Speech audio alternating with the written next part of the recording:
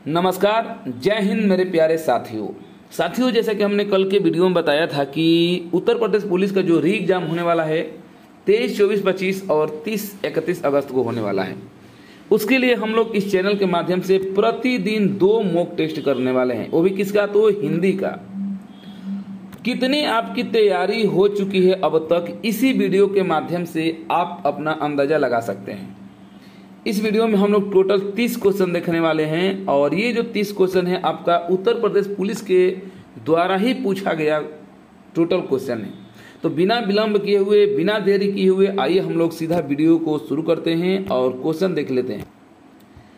तो ये रहा आज का पहला क्वेश्चन और ये जो क्वेश्चन लिया गया है फ्रेंड्स, देख सकते हैं ऊपर लिखा गया है उत्तर प्रदेश पुलिस कांस्टेबल पुरुष महिला परीक्षा जो है ये जो 2018 में भर्ती आई थी उत्तर प्रदेश पुलिस की, उसका जो एग्जाम हुआ था 28 जनवरी 2019 को प्रथम पाली का ये क्वेश्चन लिया गया है। तो आप देख सकते हैं आपके सामने पहला क्वेश्चन है। क्वेश्चन पूछा गया है कि निम्नलिखित प्रश्न में 4 विकल्पों में से दिए गए शब्द के सही समास वाला विकल्प पहचानना है। सही समास वाला, और आप लोग हिंदी में समास पढ़ चुके होंगे।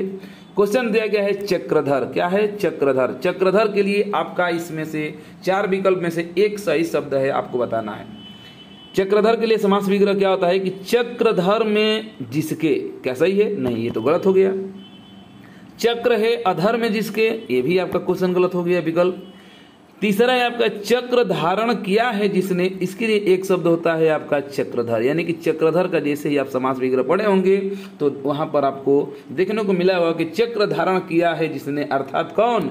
चक्रधर, उसके लिए कहा जाता है। तो विकल्प नंबर तीसरा आपका क्या हो जाएगा? सही हो जाएगा। चलिए क्वेश्चन नंबर दूसरा देख लेते हैं। क्वेश्चन नंबर दूसरा है कि निम्नलिखित प्रश्न में 4 विकल्प दिए गए हैं जिनमें से उस विकल्प का चयन कर जो शब्द या वाक्य का सबसे अच्छा एक शब्द हो, यानी कि एक शब्द पूछा गया है यहाँ पर और 4 विकल्प दिया गया है। क्वेश्चन क्या है कि रात में घूमने वाला, रात में घूमने वाला था। रात में घूमने वाले के लिए एक शब्द क्या होगा आपको बताना है।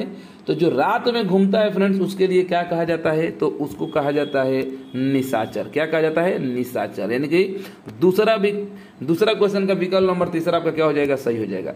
अच्छा, भ्रमणीय किसे कहेंगे? तो आप लोग जानते हैं कि जो भ्रमण करने योग्य हो, क्या? जो भ्रमण करने योग्य हो उसे भ्रमणीय कहते हैं। उसके बाद से जो तप करने वाला होता है उसे तपस्वी कहा जाता है। जो तप करने वाला उसे तपस्वी कहा जाता है। और जब जो वस्तु चलने लायक नहीं होती है उसे हम अचर कहा जाता है। क्या? जो चलने लायक नहीं होती उसे अचर कहा जाता है। तो इस तरीके से आपका निशाचर आपका यहाँ पर सही हो जाएगा। चलिए क्वेश्चन नंबर 3 देख लेते हैं। क्वेश्चन नंबर 3 है कि निम्नलिखित प्रश्न में 4 विकल्प दिए गए हैं जिनमें से एक शब्द दिए गए अनेकार्थी शब्द का अर्थ है। ओके, तो अनेकार्थी शब्द का अर्थ है, उस शब्द को बताना है कौन सा। जैसे मुद्रा, मुद्रा का कौन, किसका अनेकार्थी रूप है जी? मुद्रा का पहला है रूप, दूसरा है भाग, तीसरा है पर्वत और चौथा है आपका गोद। तो इसमें से कौन सा आपका सही हो जाएगा? तो मुद्रा का हो जाता है रूप। क्या हो जाएगा? रूप, यानी कि पहला ही विकल्प आपका क्या हो जाएगा? सही हो जाएगा। ओके, चलिए, तो मुद्रा के अनेकार्थी शब्दों के संदर्भ में अगर देखा जाए तो रूप का होगा सर्वाधिक ही उपयुक्त विकल्प आपका सही हो जाएगा। चलो क्वेश्चन नंबर हम लोग 4 देखते हैं। क्वेश्चन नंबर 4 है कि निम्नलिखित प्रश्नों में 4 विकल्पों में से सही कर्ता कारक को पहचानिए। यहाँ पर कारक से पूछ लिया गया, तो आप लोग आशा करते हैं कि कारक को पढ़ चुके होंगे। यहाँ पर कर्ता कारक पूछा गया है तो तुरंत आपके दिमाग में आ जाना चाहिए कि कर्ता कारक का जो विभक्ति होता है, क्या? जो विभक्ति होता है जी, वो आपका होता है क्या चीज? कर्ता ने। कर्ता ने कर्म को करण से, तो कर्ता ने, तो कर्ता कारक पूछा गया। क्वेश्चन क्या है? रोहन ने हॉकी खेली। रोहन ने हॉकी खेली, तो इसमें कर्ता कारक कैसा होगा? ने। तो विकल्प नंबर दूसरा आपका क्या हो जाएगा? सही हो जाएगा। यानी कि क्वेश्चन नंबर 4 का विकल्प नंबर दूसरा आपका क्या होगा? सही हो जाएगा, ने। ओके, चलिए क्वेश्चन नंबर 5 है, नीचे दिए गए प्रश्न का सही विकल्प आपको पहचानना है। कर्ता का क्या अर्थ होता है? कर्ता का क्या अर्थ होता है जी? आपको बताना है यहाँ पर कि कर्ता का क्या अर्थ होता है। 4 विकल्प दिया गया है कि जो संबंध जोड़े, क्या करे? जो संबंध जोड़े उसको कहते हैं, या जो कार्य करे उसे कहेंगे, या जिससे काम हो उसे कहेंगे, या जिसका काम हो उसको कहेंगे। तो यहाँ पर देखा जाए तो जो कर्ता होता है वो क्या करता है, कार्य करता है। तो जो कार्य करे उसे ही हम क्या कहेंगे, कर्ता कहेंगे। ओके चलिए, अच्छा एक बार कारक, चूंकि इससे पीछे वाला क्वेश्चन में कारक आया हुआ था, तो कारक की हम थोड़ा सा एक बार विभक्ति बता देते हैं, सबको रिवीजन हो जाएगा कि कारक की जो कारक आप सभी लोग जानते हैं कि 8 होते हैं, तो उसका विभक्ति क्या होगा। तो कर्ता ने कर्म को, यानी कि कर्ता का विभक्ति ने होगा, कर्म का को होगा। कर्ता ने कर्म को करण से क्या होगा, से होगा। उसका संप्रदान को या के लिए होता है, अपदान से, वो भी अलगाव की स्थिति में होगा। ओके, संबंध का, के, ठीक है, रा रे री होता है, अधिकरण में पर होता है, उसके बाद से संबोधन हे ओ अजी इत्यादि ये सब होता है। ठीक है, चलिए क्वेश्चन हम लोग देख लेते हैं। क्वेश्चन नंबर 6, क्वेश्चन नंबर 6 है आपका कि क्वेश्चन नंबर 6 है कि निम्नलिखित प्रश्न में 4 विकल्पों में से दिए गए वाक्य का सही काल वाला विकल्प बताना है जी। काल, यहाँ पर तो आप लोग काल पढ़े होंगे। तो क्वेश्चन पूछा गया कि आज वर्षा होगी, आज वर्षा होगी का सही काल बताना है कि किस काल का है। सामान्य वर्तमान काल, संभाव्य वर्तमान काल, या सामान्य भविष्य काल, या भूतकाल। तो इसका कौन सा आंसर हो जाएगा, तो इसका आंसर हो जाएगा सामान्य भविष्य काल, यानी कि विकल्प नंबर सी आपका सही हो जाएगा। ओके चलिए, क्वेश्चन नंबर 7 है कि निम्नलिखित प्रश्नों में 4 विकल्पों में से सही सकर्मक क्रिया, सकर्मक आप लोग पढ़े होंगे, सकर्मक और अकर्मक। सकर्मक और अकर्मक में क्या होता है, सकर्मक यानी कि कर्मक यानी कि क्रिया सहित, और अकर्मक सकर्मक यानी जिसमें कर्म दिया गया हो, और अकर्मक जिसमें कर्म नहीं दिया रहता है। पहला है आपका विकल्प कशिश हंस रही है, दूसरा है चिड़िया उड़ रही है, तीसरा है सूरज उग रहा है, और चौथा है सीता वीणा बजा रही है। तो एक चीज यहाँ पर ध्यान देना कि जो हंस है, हंस जो क्रिया है, उड़ है, उग है, ये सब अकर्मक है। क्या है जी, सब अकर्मक है। हंसना, उड़ना, उगना ये सब अकर्मक है। क्या है, ये सब अकर्मक है।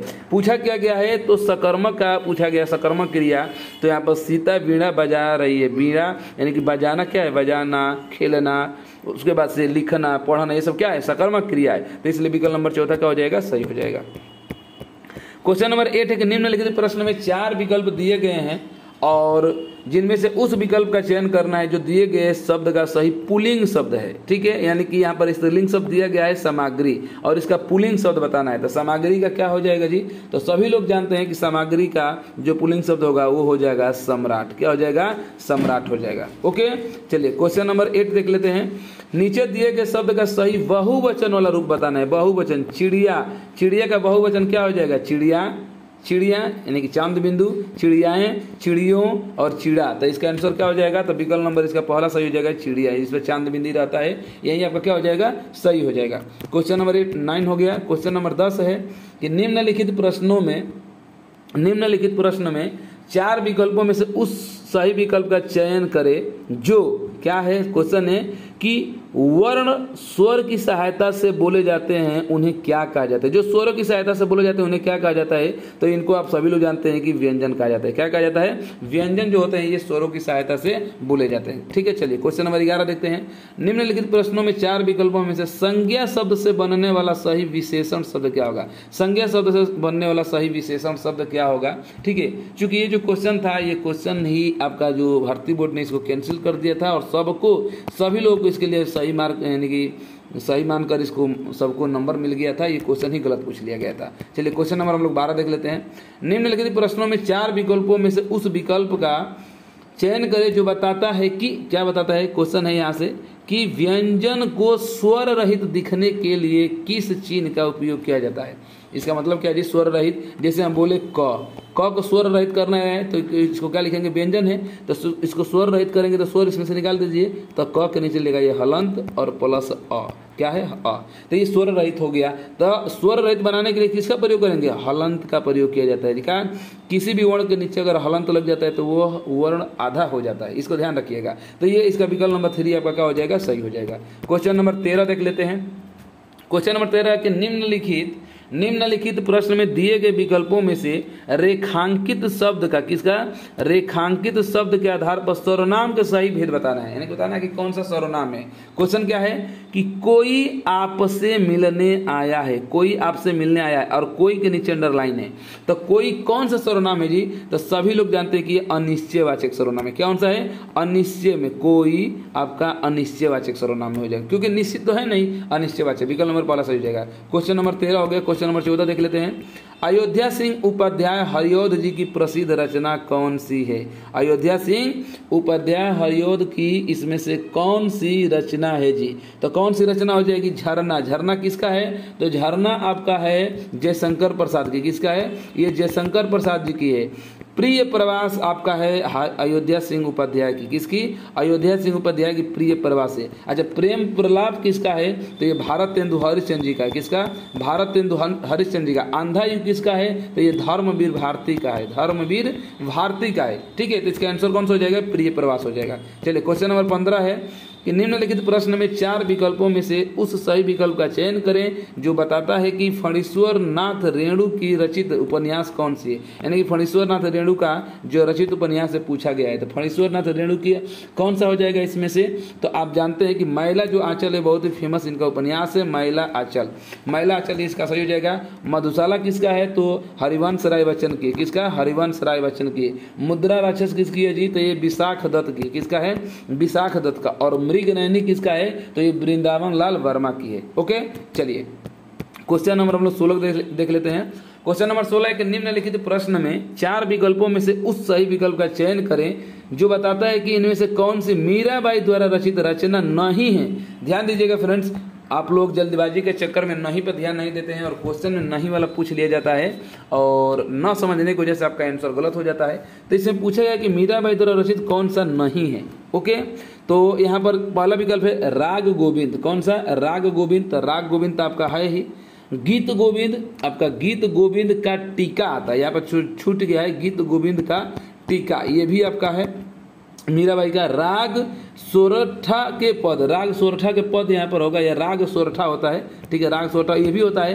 वैदेही वनवास नहीं होगा, वैदेही वनवास नहीं होगा। वैदेही वनवास किसका है? अयोध्या सिंह उपाध्याय का है। तो इसलिए ये आपका विकल्प नंबर 14 सही हो जाएगा।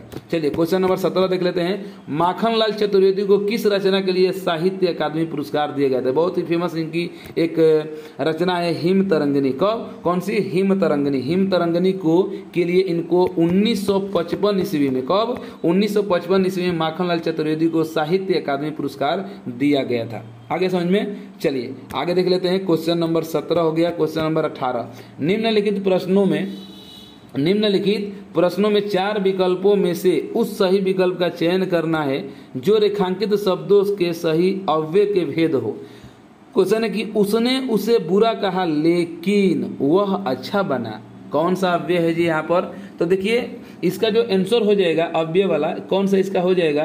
तो इसमें चूंकि जो अव्यय का लेकिन जो आता है ये समुच्चय बोधक के अंतर्गत आता है। किसके अंतर्गत? समुच्चय बोधक के अंतर्गत आया है। अगर आप लोग अव्यय पढ़े होंगे तो इस चीज़ को समझ रहे होंगे। ठीक है, नहीं पढ़े तभी मैं बता दे रहा हूँ कि आपको इसी चैनल पर आप प्ले लिस्ट में जाएंगे तो फ्री हिंदी क्लास के नाम से प्ले लिस्ट है, वहाँ पर आपको लगभग 30 या 32 या 38 वीडियो आपका दिया गया है छोटा छोटा पार्ट में, और उतना ही में आपका पूरा हिंदी व्याकरण को समाप्त कर दिया गया है।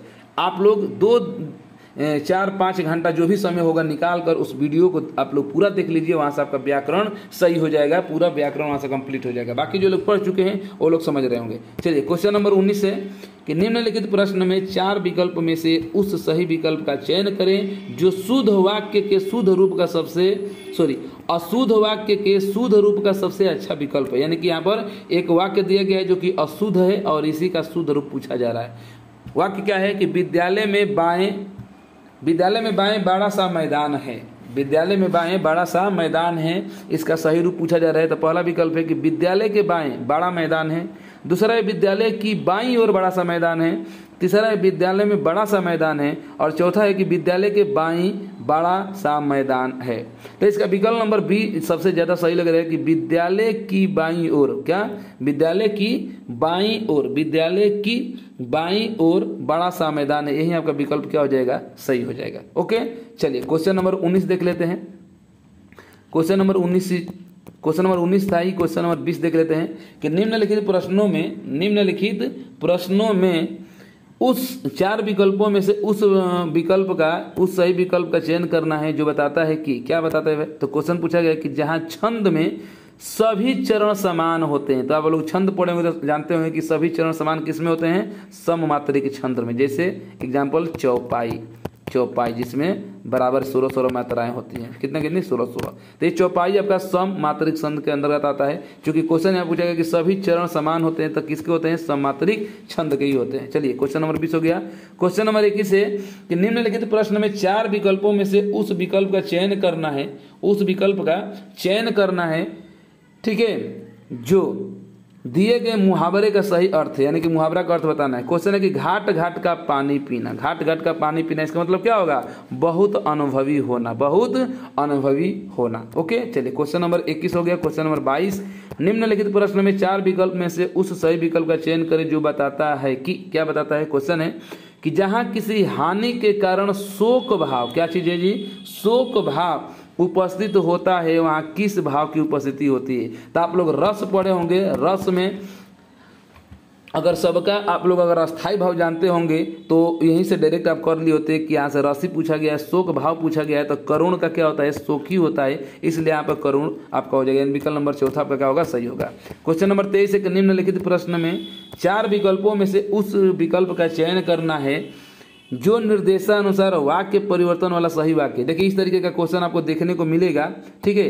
तो इस तरीके का क्या होता है, देखिए यहाँ पर क्वेश्चन दिया गया है कि राधा स्कूटी चला रही है, दिया गया है, और इसके सामने यहाँ पर कोष्टक में लिखा गया है भाववाच्य। तो इसका मतलब ये होता है जो कोष्टक में लिखा रहता है उसी में उस सेंटेंस को, उस वाक्य को चेंज किया जाता है। जैसे राधा स्कूटी चला रही है, तो इसको चेंज किस में करना है? भाववाच्य में। तो चेंज कर दीजिए, राधा स्कूटी चला रही है। पहला है कि राधा से स्कूटी चलाई जाती है, यही आपका सही हो जाएगा। राधा से स्कूटी चलाई जाती है, यही आपका भाववाच्य में चेंज हो जाएगा। यानी कि क्वेश्चन नंबर 23 का विकल्प नंबर पहला ही क्या हो जाएगा? सही हो जाएगा। ओके, चलिए क्वेश्चन नंबर हम लोग 24 देख लेते हैं कि कौन सा विकल्प उद्धरण चिन्ह का है? उद्धरण चिन्ह क्या लगता है जी? उद्धरण चिन्ह ये वाला लगता है, ये वाला। ये डबल भी होता है, सिंगल भी होता है। तो यहाँ पर देख लीजिए उद्धरण चिन्ह कहाँ पर है?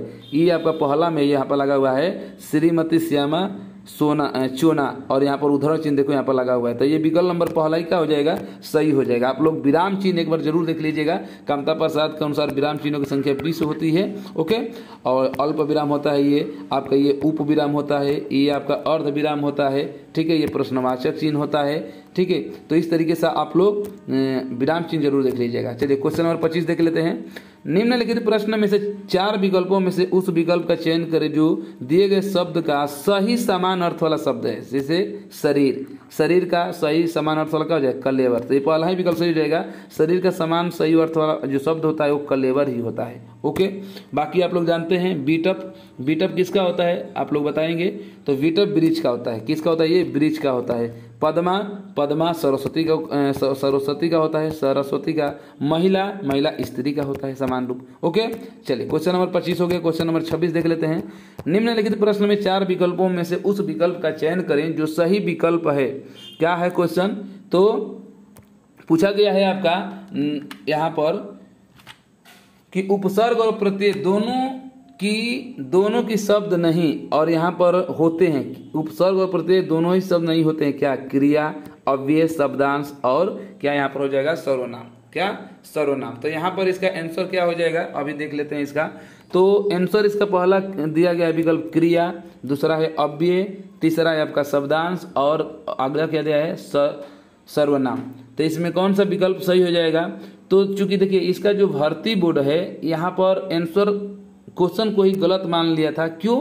क्योंकि यहाँ पर जो शब्दांश है और अव्यय है, यहाँ पर देखा जाए तो दोनों आपका यहाँ पर दोनों शब्द नहीं होते हैं उपसर्ग और प्रत्यय के लिए, अव्यय और शब्दांश, इसीलिए इस क्वेश्चन को ही गलत मान लिया गया था। ओके, चलिए क्वेश्चन नंबर 27 देख लेते हैं। निम्नलिखित प्रश्न में 4 विकल्पों में से उस विकल्प का चयन करें जो प्रत्यय से नहीं बना है। प्रत्यय जानते हैं कि शब्द के अंत में जुड़ता है, या बाद में जुड़ता है, या पीछे जुड़ता है, या पीछे, तीनों में से कोई भी शब्द आता है। और एक आता है उपसर्ग शब्द के आदि में जुड़ेगा, या पहले जुड़ेगा, या शुरू में जुड़ता है। ओके, तीनों एक ही चीज होता है। चलिए तो देख लेते हैं यहाँ पर कौन सा है? शिष्या में शेरनी, शेरनी, शिष्या में या है, शेरनी में दीर्घी है, नी है, दयामय मय है इसमें, और परिचय, परिचय में चूंकि परि यहाँ पर उपसर्ग है, चूंकि पूछा गया यहाँ पर कि प्रत्यय नहीं बना है तो आपका परिचय नहीं बना हुआ है, क्योंकि परिचय में उपसर्ग लग गया है, तो ये आपका तीनों बना हुआ है, तो विकल्प नंबर नहीं पूछा है तो विकल्प नंबर चौथा आपका क्या हो जाएगा, सही हो जाएगा। क्वेश्चन नंबर 28 देख लेते हैं। क्वेश्चन नंबर 28 है कि निम्नलिखित प्रश्न में से 4 विकल्प दिए गए हैं जिनमें से एक शब्द दिए गए शब्द का सही तद्भव रूप है, यानी कि तत्सम दिया गया है, यहाँ पर तद्भव पूछ रहा है। मक्षिका, मक्षिका का क्या होता है, मक्खी होता है जी, इसका क्या होता है, मक्खी होता है। ओके, अच्छा, मोर का क्या होता है, तो आप सभी लोग जानते हैं कि मयूर होता है। भौरा का क्या होता है, भ्रमर होता है। मेढक का क्या होता है, मंडूक होता है। क्या, मंडूक होता है। इस तरीके से चारों जानते रहेगा। क्वेश्चन नंबर 28 के बाद क्वेश्चन नंबर 29 है कि निम्नलिखित प्रश्न में से 4 विकल्पों में से दिए गए शब्द के विपरीत अर्थ वाला विकल्प चुनना है। सन्यासी, सबसे पहले तो सन्यासी का सही से लिखा जाता है, 100 के ऊपर भी बिंदी रहता है, फिर आधा भी न होता है, यासी, ये शुद्ध रूप होता है, सही। पूछता है शुद्धि अशुद्धि में, तो इसको भी जानते रहेगा। इसका विलोम क्या होगा, तो सन्यासी का क्या हो जाएगा जी, तो सन्यासी का सभी लोग जानते हैं गृहस्थ हो जाएगा। क्या हो जाएगा, गृहस्थी हो जाएगा। ओके, चलिए क्वेश्चन नंबर 29 हो गया। क्वेश्चन नंबर 30 है कि निम्नलिखित प्रश्न में से 4 विकल्प दिए गए हैं जिनमें से उस विकल्प का चयन करना है जो शब्द का सबसे अच्छा विकल्प है। जैसे नियत, क्या, नियत, इस नियत के लिए सबसे अच्छा शब्द क्या हो जाएगा, तो नियत मतलब क्या होता है, निश्चित ही होता है। क्या होता है, निश्चित ही होता है। तो इस तरीके से आपका नियत का जो विकल्प नंबर पहला होगा सही हो जाएगा, निश्चित। तो आज का ये रहा 30 क्वेश्चन। ठीक है फ्रेंड्स, आप 30 क्वेश्चन में ईमानदारी से बताइएगा। ठीक है, ईमानदारी से बताइएगा कि 30 क्वेश्चन में आपका कितना, 30 क्वेश्चन में आप कितना सही क्वेश्चन किए हैं, कमेंट कर आपको बताना है। उसके बाद आपको वीडियो कैसी लगी है ये भी कमेंट बॉक्स में आपको कमेंट कर बताना है। वीडियो अच्छी लगी हो तो वीडियो को लाइक करना ना भूलिएगा। चैनल पर पहली बार आए हैं, वीडियो पहली बार देख रहे हैं तो चैनल को सब्सक्राइब भी कर लीजिएगा। अपने मित्रों में इस वीडियो को शेयर कीजिए, ठीक है, साझा कीजिए, और कमेंट बॉक्स में आप लोग जरूर कमेंट कर बताइए अपना स्कोर। ठीक है, तो आज के लिए बस इतना ही रखते हैं, कल फिर मिलते हैं नए मॉक टेस्ट के साथ। ओके, धन्यवाद।